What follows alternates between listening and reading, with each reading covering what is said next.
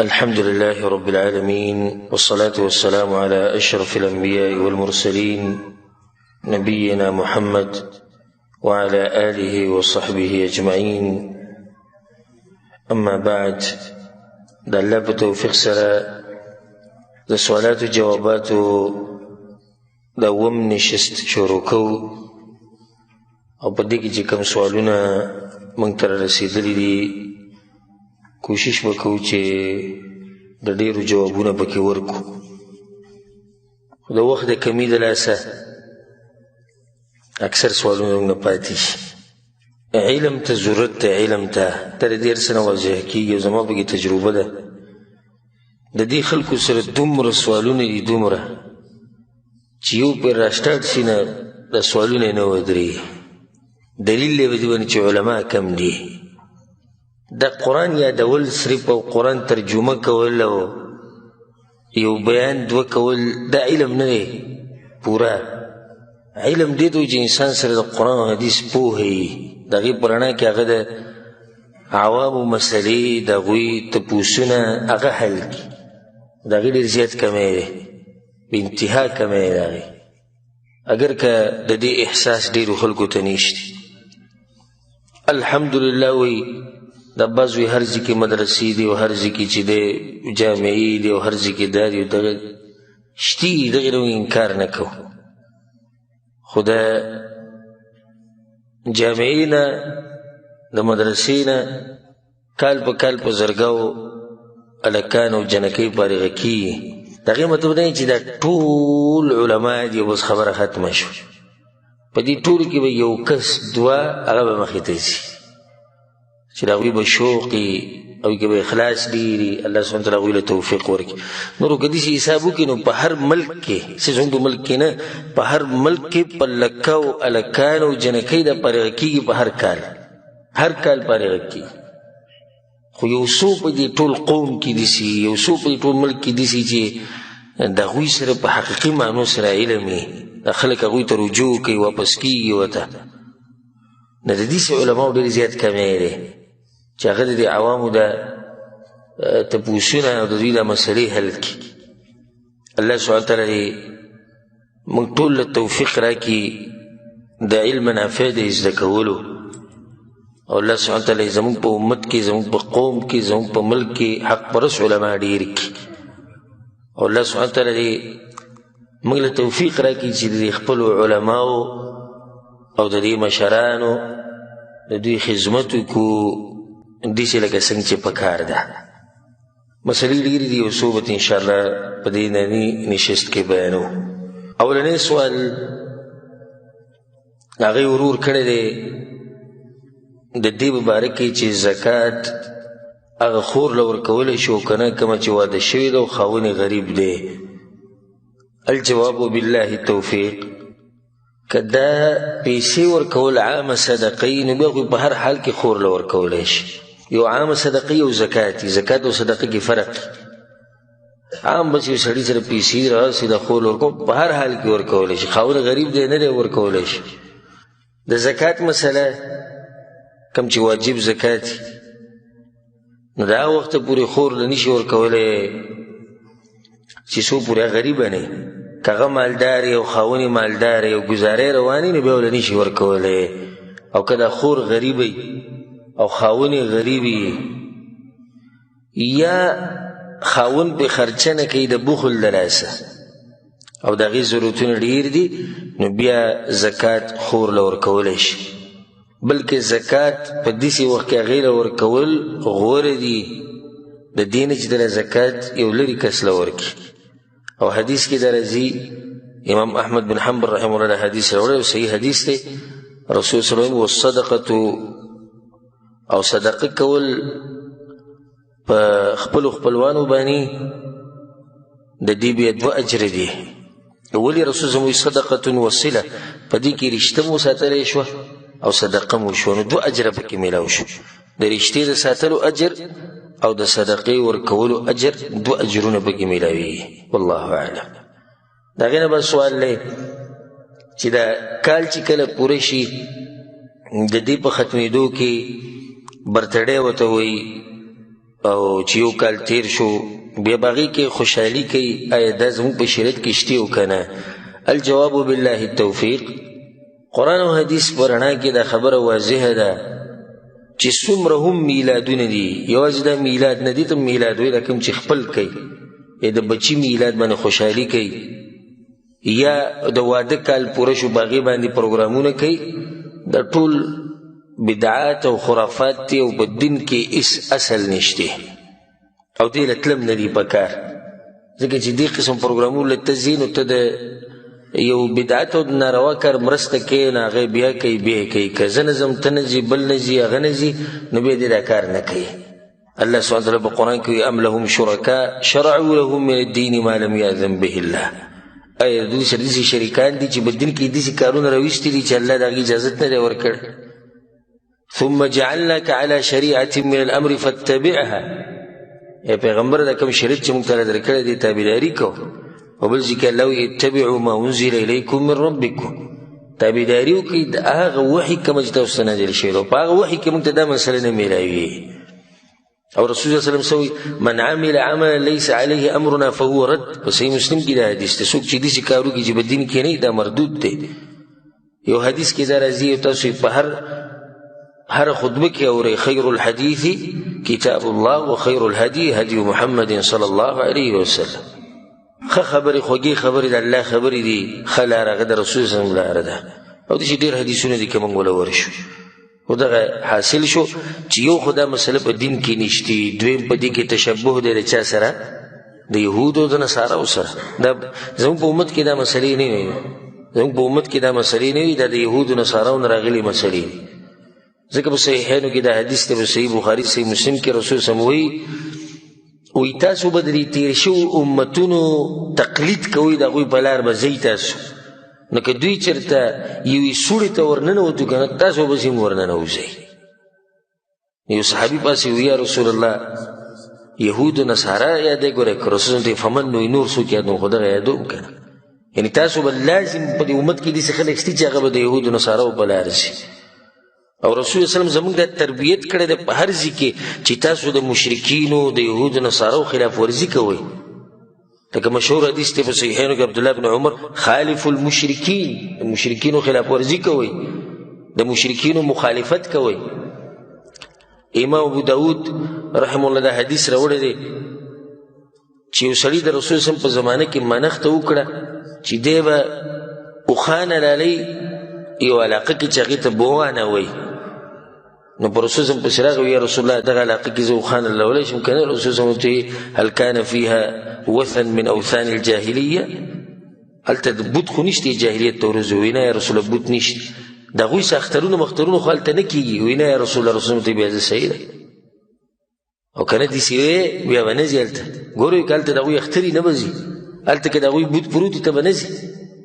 په صحیح مسلم کې د انس بن مالک رضی الله عنه حدیث ډېر ناشنا روایت دی چې یهودو د عادت و چې کله به په زنانه باندې د حیض بیماري راغله نو نه به یې سره خوراک کو، نه به یې څښاک کو، نه به ورته نږدې کېدو، بلکې دا به یو لکه یو قسمه کچره ده بس بهر به وه چې کله به پاکه شو به بدن نه راتله. نو رسول صلی الله علیه وسلم ملګري په رسول پسې راغلو یا رسول الله ته څه الله د آیت نازل کو ویسألونک عن المحیض قل هو اذن فاعتزلوا النساء فی المحیض.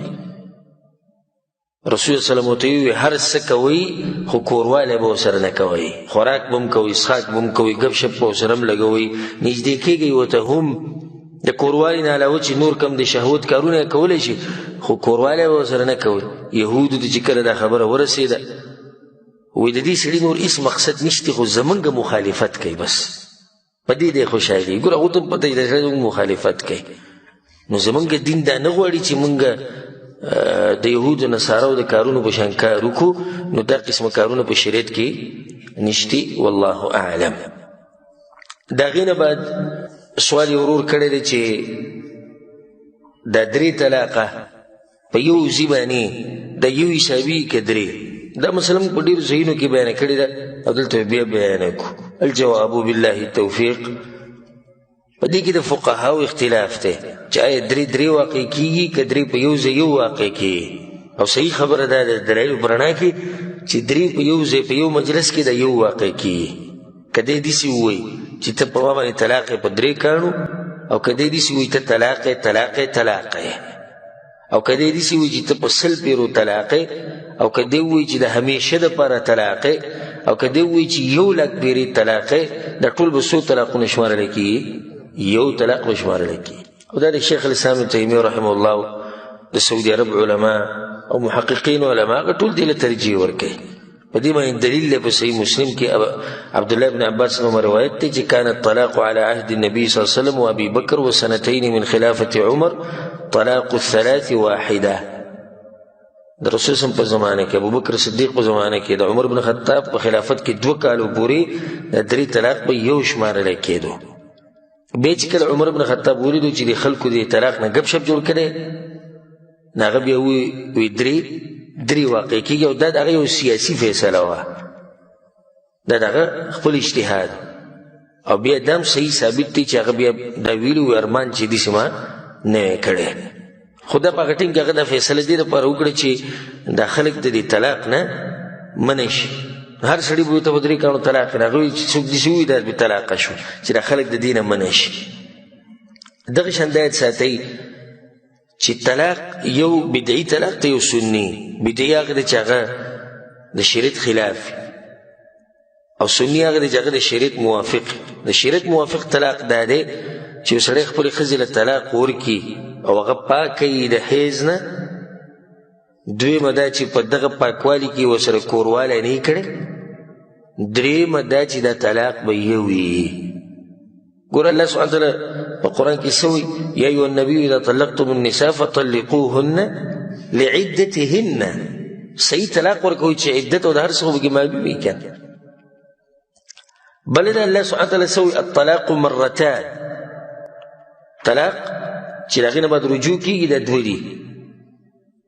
درېیم طلاق چې دی ورکو نو بیا خبره ختمه شوه. اوس ګوره شریعت چې دا کوم 3 طلاق یې ښودي دي په دې کې حکمت دا دی که دا سړی پښیمانه شي په دې خپله خبره، که دا ښځه په دې خپله خبره باندې اظهار وکړي، خاوند نه معافي وغواړي چې زه خطا شوم او دوی واپس بیا ژوند شروع کړي، ځکه ورله دا موقع ورکړه. او دا یې ساتئ چې دا عدت چې دا ښځه تېروي 3 حیضه طلاق نه بعد دا به هم د خاوند په کور کې تېروي. او په هغې کې هم دا حکمت دی چې دا د خاوند مخې ته راوړي نو که د خاوندو د زړه شي راواپس کړي او د دوی صلح راشي په منځ کې. نو چې ته ورته چې 3 شو نو هغه موقع میلاو نه شو هغو ته د واپسوي. موقع ورته میلاو شو خبره ختمه شو. دغه شان حدیث کې د راځي عبدالله بن عباس رضی روایت دی امام ابو داود راوړی دی چې رکانه دا یو کس او د خپله ښځه طلاقه کړې وه 3 طلاقه په یو مجلس کې. نو په هغې باندې به ډېر خفه و. په رسول صلی پسې راغی. رسول صلی ورته ویې دغه یو طلاق شمارلی کېږي او دا ښځه واپس کا. امام ابو داود دا روایت راوړی. بیا دا خبره ساتئ چې بدعي طلاق ورته موږ وایو چې د شریعت خلاف دی. او رسول صلی من عمل عملا لیس علیه امرنا فهو رد. چا چې نوی کار وکړو دا مردود دی، دا طلاق هم مردود دی. دا 3 نه شمارلی کېږي، 3 دا یو شمارلی کېږي. او په دې خبره کې خیر دی، په دې کې فایدې دي. اولنۍ دا چې دا طلاق دا چې یو شمارلی کېږي دا د شریعت موافق طلاق دی. نو موږ د شریعت خلاف کار خو نشو کولی. دویمه دا ده چې دا د حلالۍ دروازه بندول دي. او زموږ په ملکونو کې د حلالو دپاره یې سینټرې کولو کړي. ورشه په یو کس پسې ورته ښځه مې طلاقه کړې هغه یو شپې له دې دی بوځي والعیاذ بالله. دا خو دلتوب او دوستوب دی او بېغیرتوب دی. نو دا ښځه دی بوځي د سره یو شپه تېره کړي 2-3 تېرې کړي بیا راشي کار شوی د ښځه بوځه. دا هله چې کله دا و چې 3 شمارلی کېږي که 3 یو شمارلی کېدی وی دا قصې نه وی چې پسې ورشي مولوي صاحب پسې مولوي صاحب داسې بار قصه ختمه شوه ستاسو. هغه وایي مولوي صاحب پوه شوی هم نه وم. وایي که پوه شوی که نه خبره ختمه شوه. ډېرې خبرې هغه وایي که هغه خبره ختمه ده. هکه چېرته نیکعمله سړی دی ستا په نظر کې وي هغه لی بوځه داسې د بېغیرتوب د لارې ښي. حالانکې رسول صلی څه وایي؟ وایي څوک چې حلاله کوي او د چا دپاره چې کوي دا دواړه لعنتیان دي. په دواړو باندې لعنت دی. درېیمه فایده پکې دا ده چې د دې که موږ دا فتوا ورکړو چې 3 یو حسابېږي نو د دې سره به د دې خاندانونو حفاظت وشي. دا بچی به نه ضایع کېږي، خاندان به زر نه ختمېږي. ښځه خاوند وران شو په یو خبره باندې، سړي ورته ته به 3 کاڼو طلاق او قصه دې ولا په یو ځي ختمه کړه، بچي ضایع شو، هغوی به خپله خفه دي، خاندان ټول تس نس شو ستا د دې فتوې د لاسه، او بیا به الټه بل حرام کار کوي چې ځي به پردی سړی به ګوري، د هغه سره به شپه تېروي، بیا به ده ته راواپس کېږي. نو صحیح خبره دا ده چې په یو مجلس کې 3 طلاقه دا څو شمارله کېږي؟ دا یو شمارله کېږي. والله اعلم. د هغې نه به سوال دی و چې زه د صابون په فیکټرۍ کې کار کوم، آیا دې فیکټرۍ نه زه ځان له صابون وړی شم او که نه بغیر د مالک د اجازت نه؟ الجواب نشي وړی. چې د مالک اجازت نه وي نو تر دغه ځای نه هېڅ شی نشي وړی. دا نصیحت ته زموږ هغه وروڼو ته کوم چې په دې مصنوع او فیکټریانو په دې کې کار کوي چې څه شی دی بعضو ته میلاو شي مخې ته پروت وي ځان سره راوالي، نه دې کې به لازم د مالک نه تپوس کړي، که هغه اجازت ورکړي چې تاسو پکې ځان له صابون وړی شئ، ځان له استعمالولی شي، بیا صحیح دی. چې هغه اجازت نه یې درکړی بغیر د اجازت نه ته د هغه مال دا نشي اخیستی. والله اعلم. د هغې نه بس سوال دا دی چې زنانه د قبرونو زیارت له تلی شي او که نه؟ په دې کې د علماو اختلاف دی، او راجح قول دا دی والله اعلم چې زنانه د قبرونو زیارت نشي کولی، او دا د شیخ الاسلام تیمیه رحمه الله هم دغه قول دی، او په بعضو مذهبونو کې فقهي مذهبونو کې هم دا یو قول دی، او په هغې باندې دلایل دي. یو دلیل دا دی د ابوهریره رضی الله عنه، امام ترمذي ابن ماجه راوړی دی، رسول صلی الله علیه وسلم وایي ابوهریره رضی الله عنه وایي چې رسول صلی الله علیه وسلم لعنت ویلی دی زوارات القبور، په هغه زنانو باندې چې هغوی د قبرونو زیارتونه کوي. دویم حدیث ته عبدالله بن عباس امام ابو داود رحمه الله راوړی دی لعن النبي صلی الله علیه وسلم زائرات القبور، رسول صلی الله علیه وسلم لعنت ویلی په هغه زنانو باندې چې د قبرونو زیارت کوي. دغه په صحیحینو کې دا حدیث دی، په صحیح بخاري صحیح مسلم کې د ام عطیه رضی الله عنها وایي چې موږ د دې نه منع کړی شوي یو، وایي چې موږ د دې نه منع کړی شوي یو چې تاسو به د جنازې سره نه ځئ. نو د دې نه دا خبره واضحه کېږي چې زنانو له د قبرونو زیارت نه دی پکار، بیا چې ورسره د یو څو خبرې یو ځای کېږي. یوه ده چې زنانه کمزورې ده، او دا چې لاړه شي هلته به لازم د جړاګانې او واویلا ځان به وهي او هغه کارونه به کوي چې هغه د شریعت خلاف دي. دویمه چې ورسره دا بیا ملګري کړي چې د دې د لاسه فتنې هم جوړېږي. دا زنانه چې د قبرونو ته رواني او دا هلکانو ته په لارو کې او په پټو کې او په کوڅو کې ولاړي، نو د هغې د لاسه هم فتنې جوړېږي. نو ښه ده چې دا دروازه بلکل بنده شي. د کورنۍ دعا غواړي د مړي دپاره. استثنایي حالات به دی که چېرته کله ناکله ورتېرېده دي چې په مقبره باندې ورله، نو بیا به پکې څه حرج نه انشاءالله. ځکه چې عایشه رضی الله عنها د رسول صلی الله علیه وسلم تپوس کړی یا رسول الله که موږ چې ته مقبرې ته ورشو نو کومه دعا به وایو؟ رسول صلی الله علیه وسلم دعا وښوه السلام علی اهل الدیار من المؤمنین والمسلمین الی آخرها. د دلیل په دې باندې چې داسې حرام نه دي چې بلکل ورښکاره کېدی نه شي، خو دا قسمه زیارتونه که ورکوم چې زموږ په دې ملکونو کې دي چې بار بار رواني او دا په ډلو ډلو رواني، دا نشته په شریعت کې. که چېرته یو زنانه په لاره تېرېده یو چې قبر له به ورشم د ورور قبر لکه عبدالرحمن ابن ابي بکر رضی الله عنه عایشه رضی الله عنها قبر له تللی وه هغې ورور، نو داسې تللی چې د پلار قبر له چې د خاوند قبر له، خو دا چې ورځې ټاکلي او په ډلو ډلو رواني او په مخه رواني، نو دا په شریعت کې منع دي. والله اعلم. د هغې نه بعد دا سوال دی چې دلته ډېر خلک وي دا وایي چې په بانډو کې او په کیلو کې د جمعې لمونځ نه کېږي. آیا دا خبره صحیح ده او که نه؟ الجواب بعض فقهاو د دې دپاره شرطونه ایښودي د جمعې د لمانځه دپاره چې په هغه ځای کې به د جمعې لمونځ کېږي چې هلته دا یې او هلته دا یې او هلته دا اوږده شرطونه دي. او صحیح خبره دا ده چې رسول صلی الله علیه وسلم دا شرطونه نه دي ایښودي. الله سوي یا ایها الذین آمنوا ای ایمان والو اذا نودي للصلاة من يوم الجمعة کله چې د جمعې د لمانځه دپاره بانګ وویلی شو فاسعوا الى ذکر الله، نو بیا ځئ خطبه واورئ. یا ایها الذین آمنوا خطاب ټولو مؤمنانو ته دی. دا پکې نشي چې دا په کلي کې دی که په باندې کې اوسېږي او که دی په ښار کې اوسېږي د کوم ځای کې اوسېږي چې کوم ځای کې مسلمانان یې هغو جمع کېږي نو پکار دا دی چې د جمعې لمونځ هغه وکړي. امام بخاري رحمه الله په صحیح بخاري کې باب تړلی باب الجمعه فی القرى والمدن، باب په بیان د دې کې چې جمعې لمونځ به په کلیو کې هم کېږي په ښارونو کې به هم کېږي. او بیا د عبدالله بن عباس رضی الله عنهما روایت راوړی دی وی اولنۍ جمعه چې د رسول صلی الله علیه وسلم د جمعې نه بعد جمع شوې ده هغه مسجد عبدالقیس د بحرین علاقې یو کلي دی چې هغې ته جواثه ویلی کېږي. په هغه کلي کې اولنۍ جمعه شوې ده د رسول صلی الله علیه وسلم د جومات نه وروسته. یو جمعه خو د رسول صلی الله علیه وسلم په جومات کې شوې ده، بیا په هغې پسې اولنۍ جمعه په کوم ځای کې شوې ده؟ هغه دغه جواثه کلي کې شوې ده، مسجد عبدالقیس بحرین کې دا کلی دی. نو دې ځینې دا ثابته شوه چې په کلیو کې بانډو کې د جمعې لمونځ کېږي. ځکه امام ابن حجر رحمه الله وی دوی چې دا لمونځ کړی دی په مسجد عبدالقیس کې نو د دې به هم تپوس کړی د رسول صلی الله علیه وسلم نه، بله دا که د دوی دا کار غلط وی او تپوس یې نه کړی د رسول صلی الله علیه وسلم نه، په رسول صلی الله علیه وسلم به وحي راغلی وی چې ته دا ملګري پوه کړه چې په بانډو کې د جمعې لمونځ نه کوي او داسې څه وحي رانله. دغه شان ابو هريره رضی الله عنه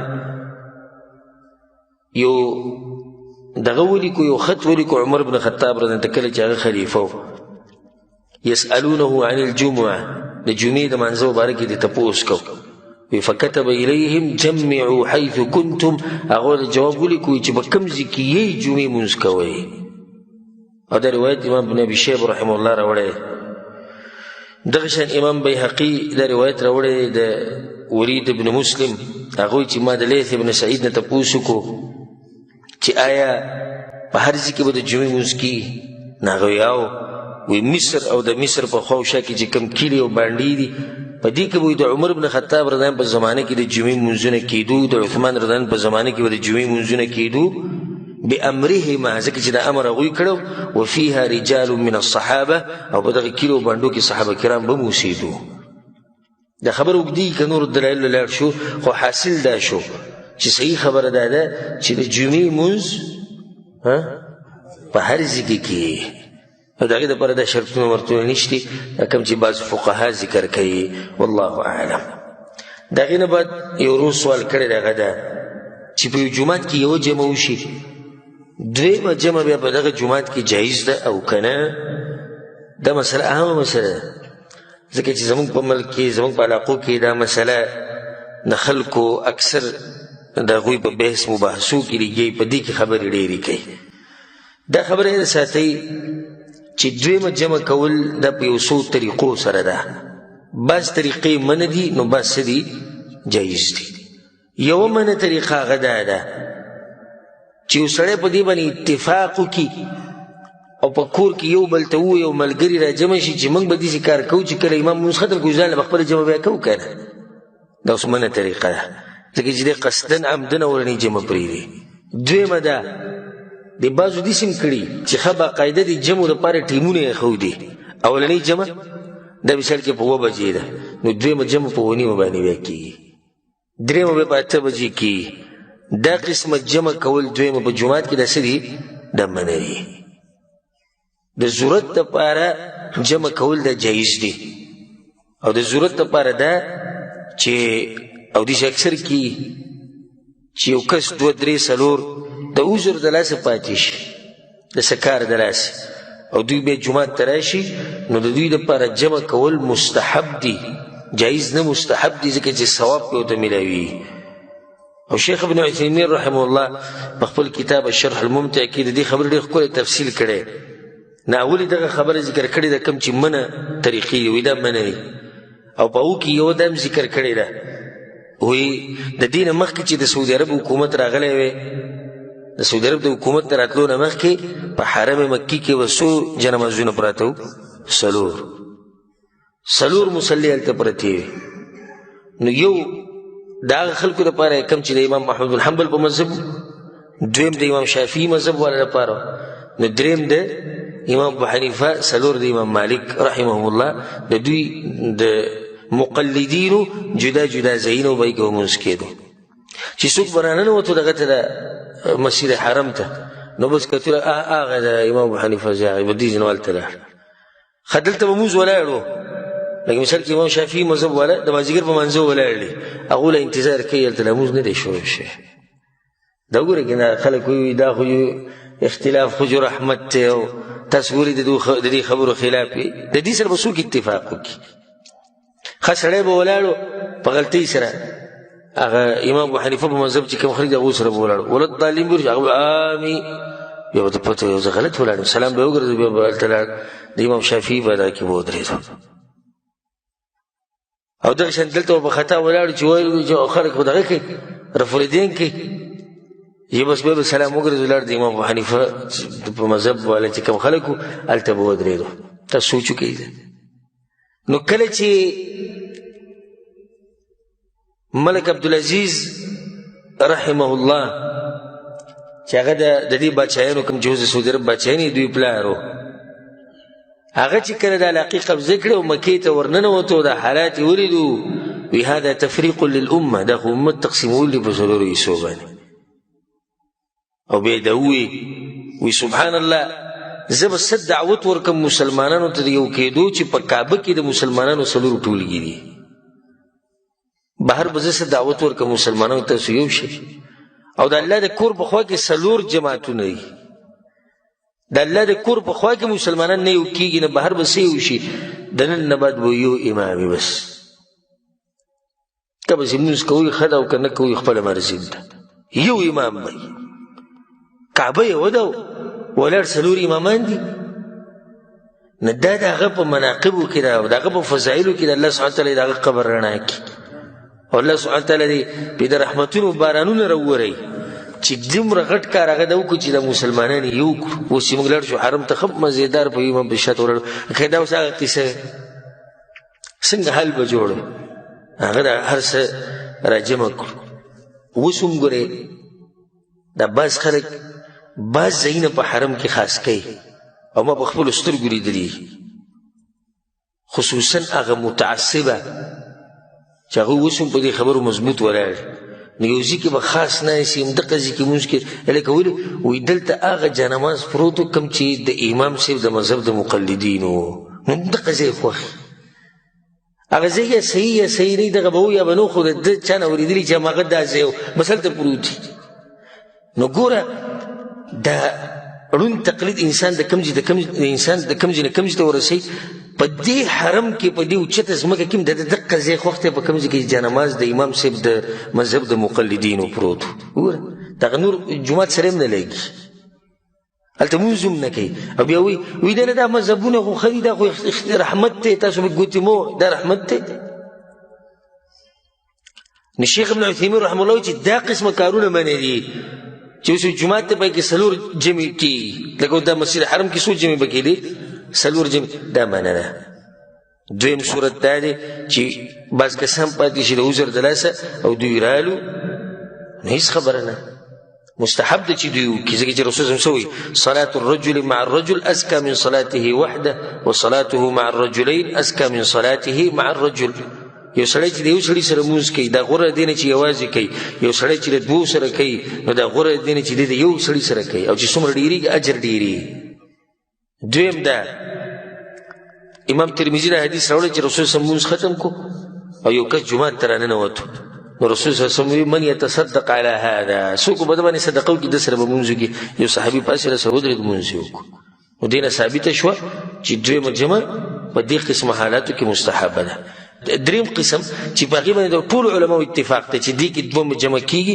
هغه جومات چې د بازار جومات او یا د لارې جومات دې کې بیا ټول علما وایي کېږي خو اختلاف په دې کې دی چې د محلې جومات د یو علاقې جومات هلته اختلاف دی او موږ وایو چې راجح قول څه دی د ضرورت په رڼا کې هلته هم جمع کېږي والله اعلم د هغې نه بعد یو ورور سوال کړی دی دا چې یو سړی په کټ کې پروت او بل لګي مونځ کې او هغه ته مخ کړی نو دا مونځ کېږي او که نه الجواب هغه ده چې دا کار جایز دی او مونځ کېږي چې کله ځای تنګي او دته بل ځای نه میلاویږي نو خیر دی دی که قبلې ته مخکې او هلته یو کټ کې یو کس پروت وي نو مونځ کېږي دلیل په دې باندې دا دی په صحیح بخاري صحیح مسلم کې دا حدیث دی د عروه بن الزبیر رضی الله عنهما هغه وایي چې عائشه رضی الله عنها ته دا خبره کړې وه ان النبي صلی الله علیه وسلم كان يصلي وهي بينه وبين القبله على فراش اهله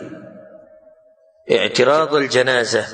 وی رسول صلی الله علیه وسلم چې وکړه د شپې لمونځ کو نو زه به د هغه او د قبلې په منځ کې پرته وم لکه جنازه چې پرته نو بیا چې به رسول صلی الله علیه وسلم سجدې لته نو هغې له به ګوته وړله نو هغې به خپې راټولې کړې رسول صلی الله علیه وسلم چې بیا راپاڅېد هغې به خپې بیا وغځولې. نو دا دلیل دی په دې باندې چې دا کار صحیح دی او د ده نه لمونځ کېږي. اگر که بعض علما دا وایي غوره ده چې ونه کړي غوره ده چې ونه کړي یعنې کېږي خو غوره ده چې ونه کړي ولې لکه یو سړی ستا مخې ته اوده دی او انسان چې اوده یې سپتن لګېدی په سهاري دویمه دا چې کېدی شي وړقېږي راوړقېږي عورت یې ښکاره شي بل څه زیږزی یې ښکاره شي یا دا چې په خوب کې دی مثال کې ویرېد راپاڅېد بل څه چل پې وشو نو په تا باندې به دا لمونځ څه شي دا به ګډوډ شي.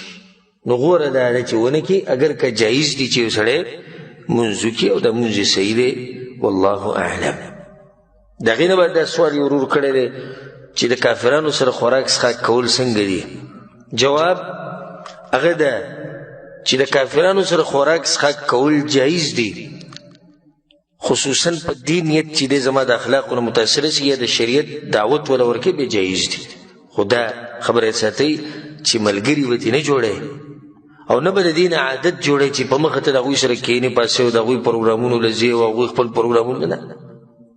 یا ایها الذین آمنوا لا تتخذوا عدوي وعدوکم اولیاء. ای ایمان والو الله وی ای ایمان والو زما دشمنان او خپل دشمنان د دین دوستان مه جوړوئ. وره لکه چېرته داسې یو موقع راله او کښېناستې د هغوی سره د خوراک وکړو نو هېڅ خبره نه ده. نو عام اوقاتو کې به ترې ځان ساتي. همدغه طریقه ده د مسلمان والله اعلم. د هغې نه بعد یو ورور سوال کړی دی هغه ده چې په سجده کې د سنګلې خورول په ځمکه باندې د دې څه حکم دی. په صحیحینو کې دا حدیث دی د انس بن مالک رضی الله عنه رسول صلی الله علیه وسلم اعتدلوا فی السجود سجده چې لګوئ صحیح سجده لګوئ او په تاسو کې د یو سړی دا سنګلې داسې نه خورئ لکه څنګه چې سپی خورئ. نه دې نه منع راغلې ده دا صفت دا طریقه دا مکروه ده په منځه کې. صحیح سجده ده کومه چې د رسول صلی الله علیه وسلم نه ثابته ده هغه ده یا د ساتئ لنډه چې دا سجده به په 7 اندامونو کېږي. 7 اندامونه هغه دا دي تندې د پوزې سره او د لاسونو د ورغوي 2 لاسونه شو او 2 زنګنان او د خپو د ګوتو د سرونه نو 2 خپې شو 2 دغه شو د ټول 7 اندامونه شو. بیا دا اوس یاد ساتئ چې دا ګوتې به دې قبلې ته کړي سجده چې ورغی که نه نو دا ګوتې د لاس دا ګوتې به کوم طرف ته ساتي قبلې ته. بعضو کسانو د لاسونه یې چې کاږه کړي دا نو دا ګوتې د قبلې نه اړولي دا غلطه طریقه ده. د خپو دا ګوتې به هم قبلې ته ساتي د خپې به دواړه یو ځای کړي او دا ګوتې به راماتې کړي. نو دا ګوتې چې راماتې شي نو مخه یې کوم طرف ته شوه قبلې ته شوه. نو د خپو ګوتې او د لاسونو ګوتې دا دواړه به قبلې ته ساتي او دا زنګنان به د یو بل سره نه جوختې دوه دا به کولاو ساتي او دا خېټه به د دې ورون یا پتون نه جدا ساتي د دې نه به جدا ساتي او دا ورون به د پنډۍ نه جدا ساتي. ښه کولاو سجده به کې ښه کولاو. حدیث کې د راځي میمونه بنت الحارث رضی الله عنها روایت ته په صحیح مسلم کې ده کان النبي صلی الله علیه وسلم اذا سجد جاف حتى يرى من خلفه وضح ابطيه. رسول صلی الله علیه وسلم سجده کولاو کوله تر دې چې شاته به څوک نو د رسول صلی الله علیه وسلم د ترخونو د سپینوالی به لیدو. خو دا په هغه حال کې چې کله سړی یوازې یا امامي خو چې کله د سره خوا کې خلک وي نو بیا به تنګول نه کې. دا بس خلک په دغه کې داسې شوي په د صف کې نه ته سجده صحیح لګولی شي او نه دی صحیح لګولی شي یو په سنګل وي دا بل هم په سنګل وي دا غلطه طریقه ده. سجده کولاو سجده خو مطلب دا نه چې ته به مسلمانان تنګې دا صحیح سجده ده. بله دا چې د سنګله به دا به د ځمکې نه اوچته ساتي لاس په ځمکه د ورغوی په ځمکه کېږدي سنګل به بره ساتي داسې به یې نه ایږدي په ځمکه لکه سپي چې خپلې سنګلې خورې کړي په ځمکه باندې. والله اعلم.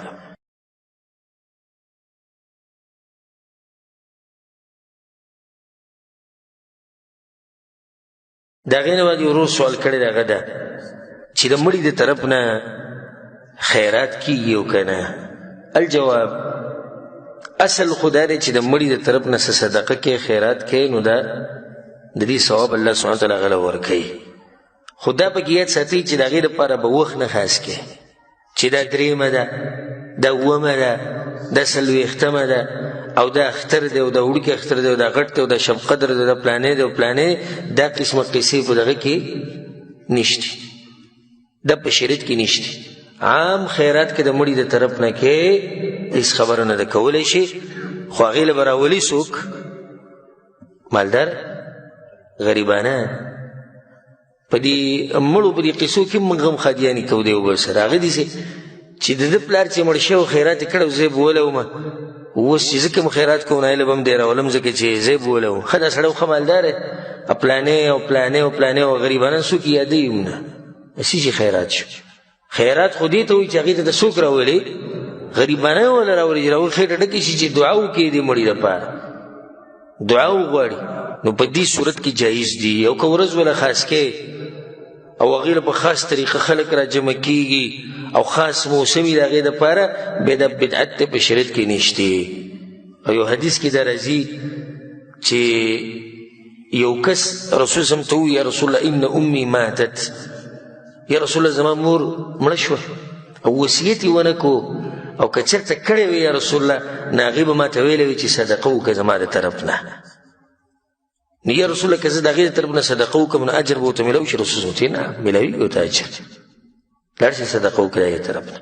نو د مړي د طرف نه خیرات کول صدقه کول جایز دي، خو په دغه شرط کوم چې موږ ذکر کوو چې څه شرط دی؟ وختونه به له نه خاص کوي، طریقې بوله نه خاص کې، غریبانان بوله راولي، بیا صحیح ده. والله اعلم. د هغې نه بعد سوال دی چې د واده کولو څه حکم دی؟ د یو ورور سوال کړی د واده کولو څه حکم دی؟ الجواب، د واده حکم دا سړي سره تعلق ساتي. کله ناکله واده واجبي او کله ناکله مستحبي او کله ناکله مکروهي، نه کولی غوره. نو یاد ساتي بیا درته تفصیل کوم او دا قیمتي تفصیل دی. واده په هغه وخت کې واجب کېږي چې کله یو سړی په ځان باندې ویریږي که زه واده نه کومه نو زما د طرف نه کېدی شي زنا وشي، کېدی شي او نور حرام کارونه. نو په ده باندې واده څه دی؟ واجب دی چې د خپل عفت خیال وساتي. او دغه طریقه د نکاح ساده غونډه کې واده وکړو خبره ختمه شو. خو که دی دا وایي چې زه غریب یم او غریب یم نو دا غریبي د واده نه تا نه منع کوي. الله په قرآن کې څه وایي؟ وانکحوا الایام منکم والصالحین من عبادکم و امائکم. ستاسو چې کوم غلامان دي مریض سره دی وینځر سره ده، دا خپل ستاسو کوم کشران چې دي کالکان دي که جنکۍ دي دوی له ودونه وکړئ. یکونوا فقراء یغنیهم الله من فضله. که دوی غریبانان نو الله به څه کړي؟ مالدار به. د واده سره سړی مالداره کېږي. او دوی زه به خپلو خپو نه یم ولاړ، 40 کالو یو غټ پټ سړی به به خپلو خپو نه یې ولاړ. ساده غوندې کې واده وکړه الله به ته مالداره کړي، اسانه طریقو که الله به ته مالداره کړي. ځکه عمر بن خطاب رضی الله عنه دا خبره کوله، وایي زه په تعجب کې یم هغه خلکو ته چې په مالدارۍ پسې منډې وهي، یو ځای ته ځي او بل ځای ته ځي ودونه نه کوي. ځکه چې دا هم د مالداره کېدو یو لار ده. واده کول دا د مالداره کېدو یو لار ده. په دې باندې انسان له الله سبحانه وتعالی رزق پراخه کوي. نو دا اولنی قسم دی چې په دې باندې واده څه دی؟ واجب دی. دویم هغه کس دی چې هغه دپاره هغه دپاره واده مستحب دی، غوره دی، خو کوي نه کیسه خبره نه ده. او دا هغه کس دی چې شهوت شتي خو یریږي نه په ځان باندې، شهوت یې څه دی؟ کنټرول دی. نو د ده دپاره واده کول څه دي؟ مستحب دي، غوره دي. بلکې علما څه وایي؟ وی واده کول او په واده کې مصروفه کېده دا د دې نفلي عبادتونو نه مخکې کار دی. یو سړی ولاړ او د نفلي عبادتونه او تهجد او نفلي روجې نیسي، د دې نه غوره څه ده چې دی څه وکړي؟ واده وکړي. عبدالله بن مسعود رضی الله عنه ناشنا خبره ته وکړم، هغه وی لو لم يبق من اجلي الا 10 ايام، که چېرته زما ته پته ولګي چې زما په ژوند کې صرف 10 ورځې پاتې، صرف 10، واعلم اني اموت في اخرها، او ما ته پته چې 10 ورځې بعد به مړ کېږم، نو زه به په دغه 10 ورځو کې واده وکړم. وایي زه به په دغه 10 ورځو کې واده وکړم. او عمر بن خطاب رضی الله عنه یو کس ته نصیحت کوو، هغه واده نه کوو. وایي ته چې واده نه کوې نو 2 خبرې دي، یا خو فاجر فاسق سړی څه بله څه طریقه کې، او یا د واده لایق نه یې، طاقت ته پکې نشته. چې یو سړي کې طاقت وي او فاسق او فاجر نه وي، لکه عمر بن خطاب مطلب دا چې بیا واده ولې نه کوي؟ پکار دی چې بیا واده وکړي. دغه شان امام احمد بن حنبل رحمه الله به دا خبره کوله، وی دا په اسلام کې نشته چې یو سړی بغیر ښځې ژوند تېروي. دا په اسلام کې کوم ځای کې دی؟ ژوند خو هغه ژوند دی چې سړی د چا سره تېر کړي؟ د ښځې سره وایي تېر کړي. او به دا خبره کوله. نو د دویم قسم سړی د دې دپاره واده مستحب دی، غوره دی چې وي کې، خو که وی نه کي نو نه ګناهګاري ورسېدي به دی. دریم قسم هغه دی چې د ده دپاره واده مکروه دی، او هغه سړی دی چې د ده شهوت نه وي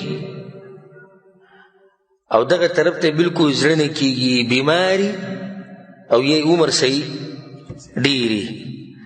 ځکه چې د واده یو مقصد دام دی چې شهوت پوره شي، نه دی د ښځې شهوت نشي پوره کولی. خو دا کراهیت په یو صورت کې ختمېدی شي چې دا ښځه پرې راضي شي. داسې هم کېږي چې یو ښځې ته پته وي چې دا سړی د ده شهوت نشته، خو ژوند ورسره تېرومه. ځکه چې واده کې صرف دا خو نه دي چې کوروالی به کې، مینې محبت دپاره کور آباد شي، د یو ځای اوسېږي، د یو بل خدمت کوي، دې دپاره هم واده کوي. نو په دې حالاتو کې به صحیح ده. او په دې کې یو نصیحت هغه ټولو وروڼو ته چې هغو ته پته وي چې زه کمزوری یم یا زه بیمار یم، او بیا هم واده کوي، او بیا وروسته هغه قصه راښکاره شي او د هغې نه بیا غټه جاخه جوړه شي، نو موږ وایو چې دا کار حرام دی. لازم دی په تا باندې واجب دی چې ته چې چلو کې دغه خلک خبر کې چې ما ته دا مشکل شتي، ما ته دا مسله شتي، او دې باندې به نه شرمېږي که دا واده دې ونه کړو او یا د هغوی خبر کړو، په دې به بیا ډېر شرمېږي چې څوک خبر نه کړي، وروسته دا قصه راښکاره شي. په دې به بیا ډېر شرمېږي. او بیا د دې ښځې څه پته لګي چې دا تا سره ګزاره کوي او که نه کوي. که د هغې واده نه مخکې دې ویلی وی، نو کېدای شي دې ښځې نه کړی وي، نه کړی خبره صفا شو. او که ها یې کړی وی هم دې پخپله ووایي چې زه ژوند تېروم. خو چې د واده نه بعد ورته پته ولګي، نو یا به ها کوي یا به نه کوي، نو ستا دپاره یو بېعزتي هم ده که دا زنانه چې ته یو حرامه طریقه استعمال کړي. نو زموږ نصیحت دی هغه وروڼو ته چې هغوی کې بیماري یا عمر یې ډېري او د ښځې شهوت نشي پوره کولی، نه هسې دې ودونه نه کوي، او یا د هغو له خبر ورکوي، یا د خپل علاج وکړي او د هغې نه بعد د بیا د واده دپاره قدم اوچتوي. والله اعلم.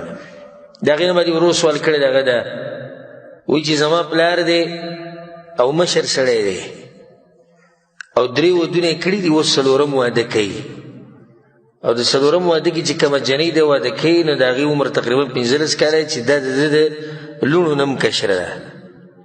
آیا دا واده جایز دی او که نه؟ او د نورو بچو په ده باندې څه حق شته او که نه؟ الجواب په دې کې هېڅ حرج نشته، هېڅ حرج په دې کې نشته چې یو مشر سړی د یو داسې جنۍ سره واده وکړي چې هغه د لوڼو نه کشره وي، هېڅ خبره نه ده، په شرط دی چې هغه طاقت یعنې مالي او بدني بیا جایز دي. رسول صلی الله علیه وسلم چې د عایشه رضی الله عنها سره واده وکړو، نو عایشه رضی الله عنها وړه وه د رسول صلی الله علیه وسلم د بعض لوڼو نه. د رسول صلی الله علیه وسلم لوڼه د عایشه رضی الله عنها سوي مشرې وي، او رسول صلی الله علیه وسلم د هغې سره واده وکړو. دلیل یې په دې باندې چې دا کار څه دی، دا جایز دی. د نورو صحابه کرامو نه هم داسې ثابت دي، خو په شرط د دې چې د یو بدني طاقت مالی طاقت او دویم دا چې د نورو بچو سره به عدل او انصاف کوي د هغوی تپوس د هغوی نفقه د هغوی خرچه دا هر څه په ده باندې دي نو د دې د لاسې چې د هغه لوڼه دي مشرانې او دا جنۍ کشره ده د دې د لاسه موږ د واده نه خو نشو منع کولی او داسې شرط خو نه په واده کې چې د دې سړي بچي به صحیح اب د دې نوي ښځې نه کشرانې داسې شرط نه دی په واده کې والله اعلم. د هغې نه بعد یو ورور سوال کړی دی هغه ده چې په داسې امام پسې شاته د مونځ کولو څه حکم دی چې هغه صرف سوره فاتحه وایي په سري مونځونو کې. جواب د دې مسلې دی چې مونځ صحیح دی خو د امام غوره طریقه پرېږدي په منځ کې سوره فاتحه ویل څه دي د واجب دی او د سوره فاتحې نه علاوه چې کوم قرت دی دا څه دی د سنت او مستحب دی که څوک یې پرېږدي نو مونځ یې وشو والله اعلم. بیا ورور سوال کړی دی هغه ده چې یو سړی ځان سره توتیان په کور کې ساتي یا مرغان چنچڼې نو دا جایز دی او که نه؟ الجواب په کور کې چنچڼې کوترې او توتیان او مرغان او دا ساتل د دې دپاره چې یو ښایسته کې منظر په کور کې جوړ شي یا واړه ورته خوشحالوي نو دا جایز دی خو په دې شرط چې د هغې د خوراک څښاک بندوبست به کوي او د هغوی خیال به ساتي بیا صحیح ده. او دلیل په هغې باندې دا دی په صحیحینو کې دا حدیث دی د صحیح بخاري صحیح مسلم کې چې د انس بن مالک رضی الله عنه یو ورورو او د ورور د مور د طرف نه د پلار د طرف نه نه د مور د طرف نه او رسول صلی الله علیه وسلم ابو عمیر وی د عمیر پلار د دلیل په دې باندې چې کونیت د هغه چا دپاره هم استعمالولی شي چې د هغه بچي نه وي نو د ده سره یو مرغه دي چې چنچڼې په شان چې هغې ته به د هغې نوم و نغیر دا د هغه سره به په دې باندې به هغه لوبې کولې بیا هغه مړ شو نو هغه په ډېر خپوزو کې چې ماشوم و نو رسول صلی الله علیه وسلم کله ناکله هغه ته ووایي یا ابا عمیر ما فعل النغیر ابا عمیر وی هغه نغیر دې څه کو هغه ورته یا رسول الله خو مړ شو نو دا دلیل دی په دې باندې چې داسې قسمه مرغان کوترې توتیان دا په کور کې ساتل جایز دي خو په شرط دی چې کله د هغوی حفاظت کې او د هغوی خوراک څښاک د دې بندوبست یې کړی والله اعلم. د هغې نه بعد یو ورور سوال کړی دی هغه ده چې یوه مور خپل بچي له پی نه ورکوي خپل پی او د هغې په ځای له دغه پی ورکوي کوم چې په دې سټورونو کې میلاویږي چې نن سبا راوتي آیا دا کار جایز دی او که نه؟ الجواب بچي له پی ورکول دا د بچي حق دی په مور باندې شریعت د حق یې ښودی چې څو پورې دا ښځه د دې خاوند په نکاح کېده نو په دې ښځه باندې واجب دي چې دې بچو له بورله پی ورکوي الا دا چې دواړه په دې باندې اتفاق وکړي چې دې له بله څوک زنانه ګوري دې ماشوم له چې هغه به دله پی ورکوي نو بیا جایز دي او داسې ډېر شوي دي او سیرت رواله عربو د پخوان هم دا کارونه کول بیا د رسول صلی په زمانه کې هم شوي دي او رسول صلی پې رد نه دی کړی نو په دې حال کې به جایز دي. دویمه دا چې مور له جایز دي چې هغه دې بچي له دا پی ورکړي کوم چې نن سبا راوتي دي خو په دوو شرطونو سره.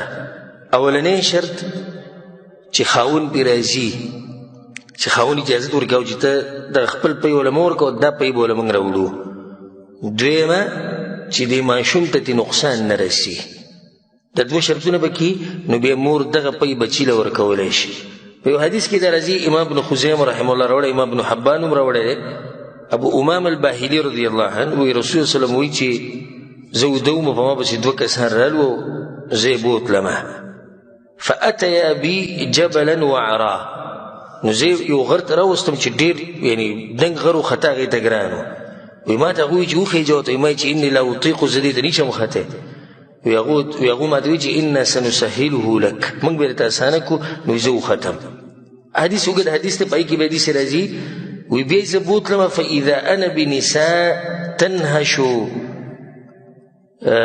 زه په دې زنانو باندې تېر شومه چې د هغوی د سینې چې دي په دې باندې ماران لګیا وو ماران وله ټکونه ورکول د دې زنانو د سینو له وی ما چې ما بالو هؤلاء دې زنانو له څه چل دوی څه چل کړی دی وایي ما ته وایي چې هؤلاء یمنعن اولادهن البانهن دا هغه زنانې چې خپلو بچو له پی نه دي ورکړي نو دا حدیث صحیح دی دا حدیث صحیح دی شیخ الباني هم صحیح کړی دی خو دا د هغه چا دپاره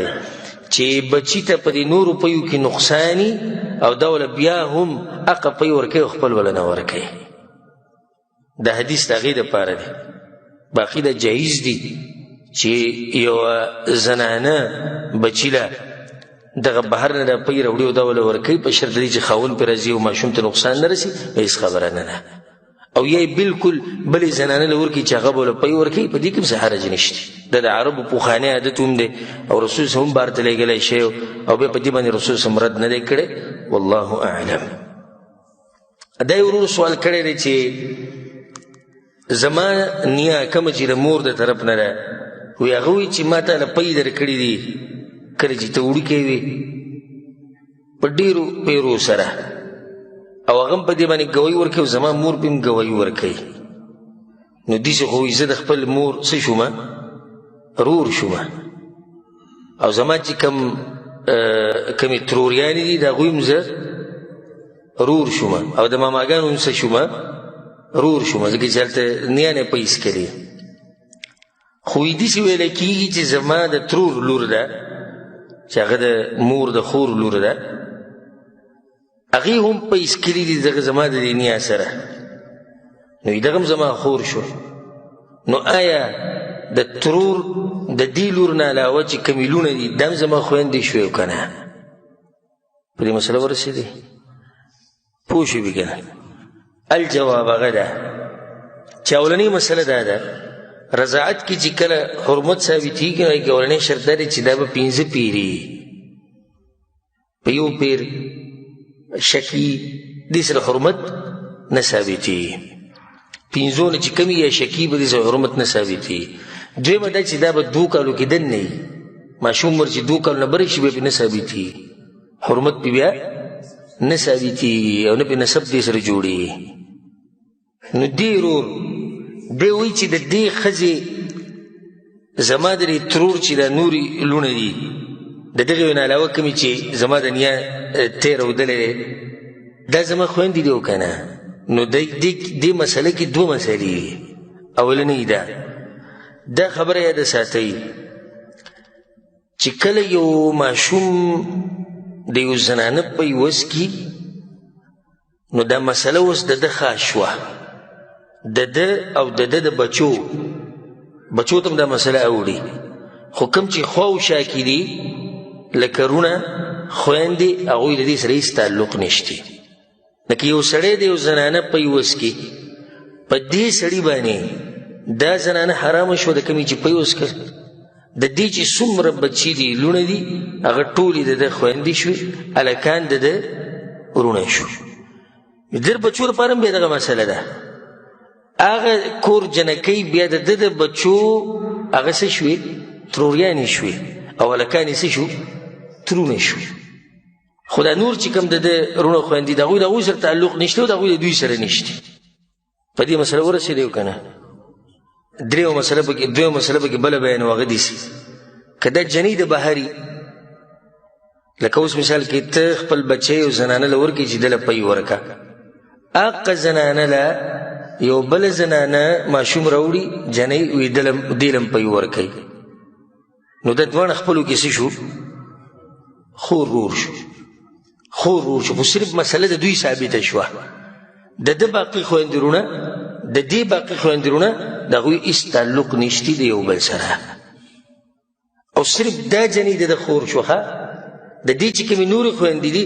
هغه د ده نه خویندې کېږي دې مسلې ته لږ سوچ کوئ اولنۍ مسله جدا وه دا اوس جدا ده اولنۍ خو داسې و چې د یو زنانه پی عوض کړل اوس د دې چې کوم بچي دي د هغوی مسله د ده سره ده خو د ده چې کوم باقي خویندې رونه دي د هغوی سره هېڅ مسله نشته او د هغوی ټولو د ده سره شته دویم چې کوم دی هلک جدا دی جنۍ جدا ده خو دا کوم زنانه چې ورله پی ورکوي دا یوه ده نو دوی په خپلو کې څه شو خور رور شو بیا د دوی چې کوم باقي خپلوان دي د هغوی د یو بل سره تعلق نشته او نه د دوی سره تعلق شته بیا دې مسلې ته راځو.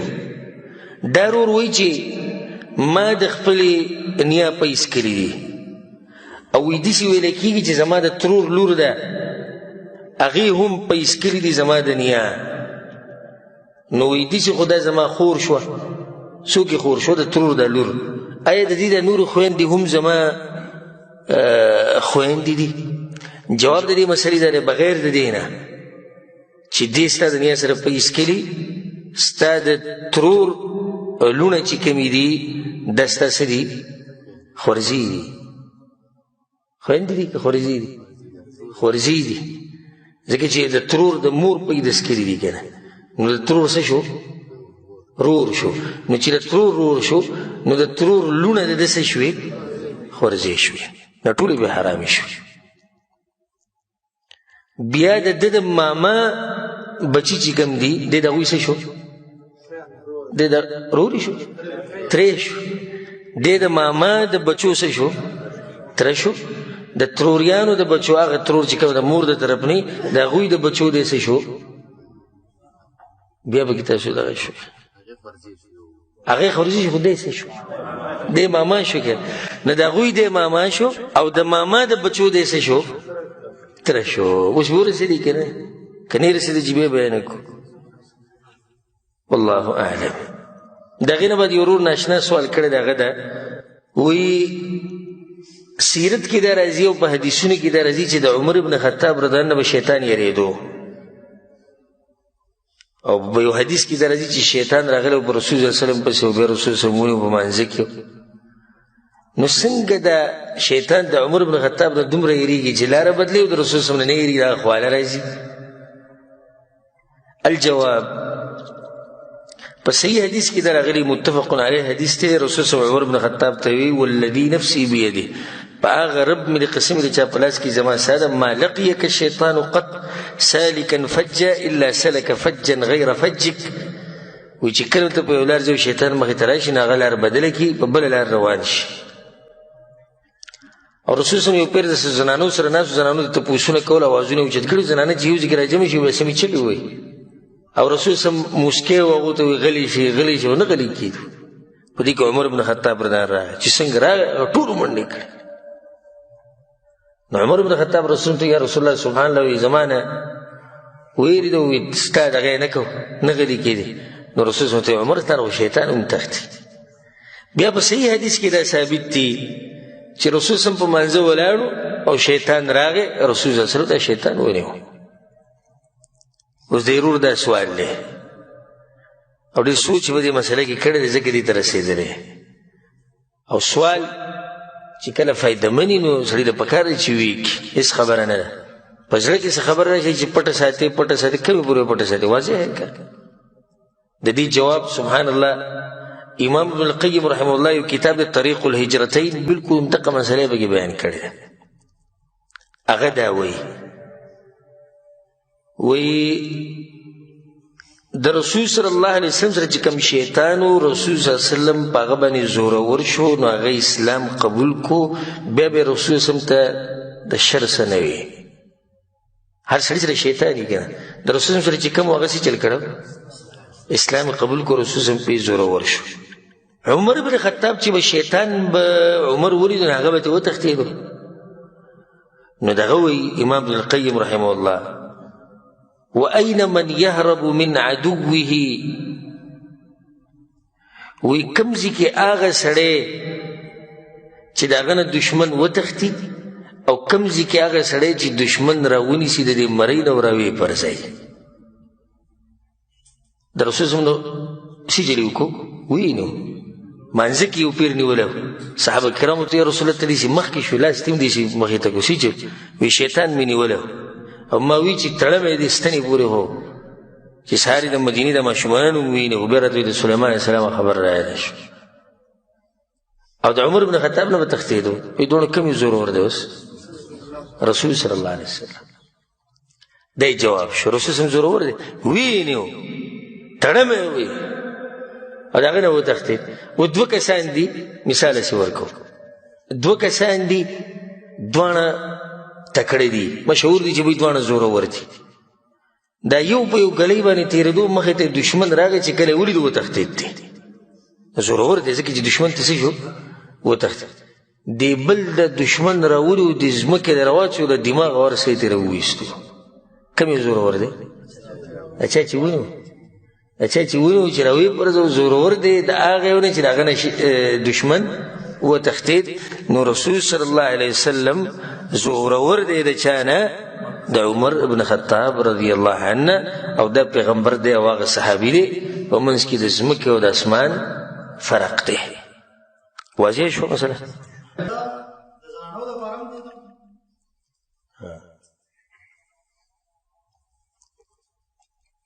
دا ورور سوال کوي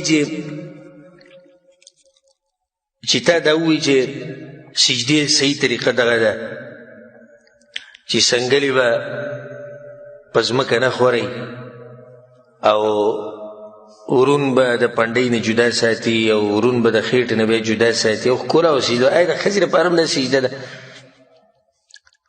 د ام الدرداء رضی الله عنها مبارک راځي صحیح امام بخاري رحمه الله روایت راوړی و هغې به بلکل داسې لمونځ کوو لکه څنګه چې سړی کوي وکانت امرأة فقیه او ډېره پوهه زنانه وه او رسول صلی حدیث کوي صلو کما رأیتموني اصلي داسې لمونځ وکړئ لکه څنګه چې تاسو په منځ لیدل دا ټول امت ته خطاب دی په امت کې زنانه هم شته او په صحیح حدیث کې دا نه دي ثابت چې رسول صلی ویلي چې زنانه دي داسې سجده لګوي چې د هغې د سینه دي د ځمکې سره ویولی کړي داسې وایي که نه وایي دومره جوخته سجده به لګوي چې سینه یې د ځمکې سره وایي چېرته جي عورت یې ښکاره نه شي الله بندګانو خو دقې غم وړي چې زنانه غوره مونځ په کور کې دی په کور کې بیا په یو کوټه کې دی په یو کوټه کې هغه ولاړه ده غټ څادر یې په سر کړی دی نو که دا په دې سجده لږه کوله ولګوي نو په دغه ټیم کې داسې یې ښکاري او څوک دی ته په دغه ټیم کې ګوري نه دا بې سنده خبرې دي بلکل د سړي سجده او د ښځې سجده ده څه ده یو شان ده والله اعلم دلته چا تپوس